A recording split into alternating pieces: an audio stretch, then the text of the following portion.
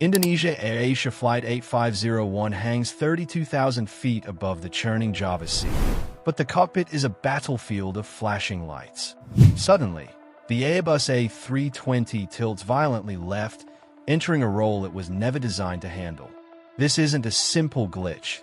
The aircraft has developed a mind of its own, clawing upward toward thin air before screaming back down toward the waves. One small decision made by a frustrated captain has just triggered a chain reaction that no pilot could survive. Where are you watching from today? Comment below and subscribe to see how tiny cracks destroy massive giants. The tragedy of AirAsia Flight 8501 didn't begin with a storm or a pilot's error. It began with a microscopic fracture, hiding in plain sight. On Christmas Day, 2014, the humid air of Surabaya was thick as the Airbus A320 hummed on the tarmac. Suddenly, the electronic centralized aircraft monitor, the plane's digital watchdog, barked a warning. The flight augmentation computer was failing. To understand the stakes, you have to understand the FAC. It is the invisible nervous system of the aircraft, specifically managing the rudder travel limiter. This device acts like high-speed steering logic. It prevents the rudder from moving too far and snapping the tail off when the plane is flying fast. Without the FAC, the plane loses its filters.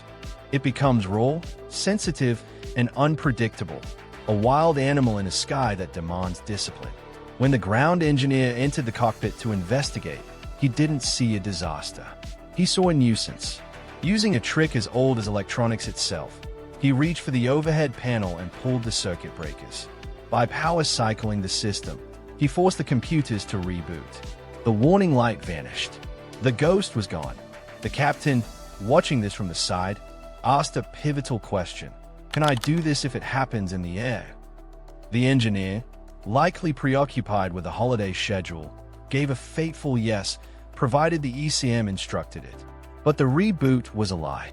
The true villain was a microscopic solder crack on a circuit board within the Rudder Travel Limiter Unit. This crack was the casualty of thermal cycling. For years, this plane had transitioned from the blistering 30 degrees Celsius heat of Indonesia to the minus 60 degrees Celsius frigidity of the stratosphere. The metal had expanded and contracted thousands of times until, finally, it snapped. Electricity is a relentless traveler, but it cannot cross a physical canyon. Sometimes the connection held, sometimes it flickered out. No software reset could heal a physical break in the machine's heart. For 3 days, the A320 played a deadly game of hide-and-seek. It flew to Kuala Lumpur and back, the crack widening just enough to stay problematic but narrow enough to be ignored. It was a ticking time bomb wrapped in aluminum, waiting for the perfect storm and the wrong decision to finally explode. When that moment finally arrived high above the Java Sea, the captain reached for those same circuit breakers. He thought he was fixing a glitch. In reality, he was cutting the final tether of safety that kept his aircraft under control. 3 days later, Captain Irianto and First Officer Plel were cruising towards Singapore. The air outside was a freezing minus 62 degrees Celsius. Giant clouds, like white towers reaching 44,000 feet, blocked their path. They requested a turn to avoid the storm. Then, the chimes sounded. The master caution light glowed amber. The FAC was failing again. The pilots followed the manual. They turned the computer switches off and then on. The error cleared. But 10 minutes later, the chime returned. They did it again. It cleared again. On the fourth occurrence, Captain Irianto had enough. He remembered the engineer on the ground pulling the circuit breakers. He decided to take matters into his own hands. He reached behind his seat and pulled the breakers. This was the fatal mistake. In an Airbus, pulling those specific breakers doesn't just reset the computer, it kills the autopilot. It kills the auto thrust. Most importantly, it shifts the plane from normal law to alternate law. In normal law, the computer is a guardian that won't let the pilot crash. In alternate law, those guards are gone.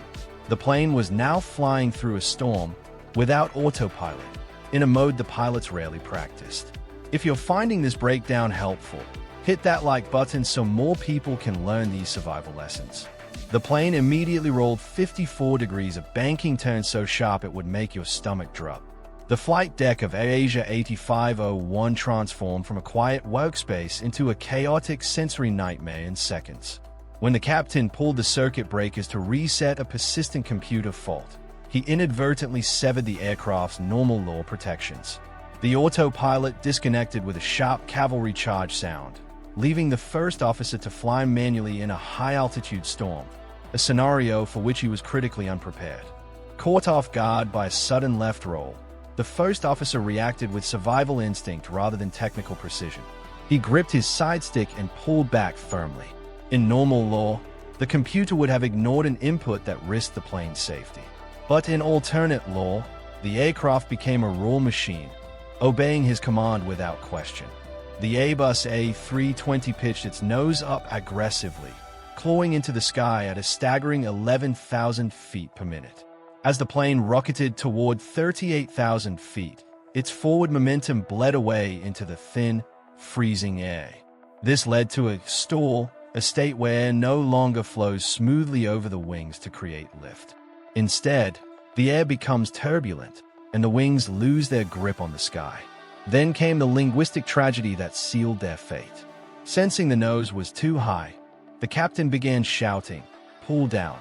Pull down!" In a moment of extreme stress, his choice of words was catastrophic.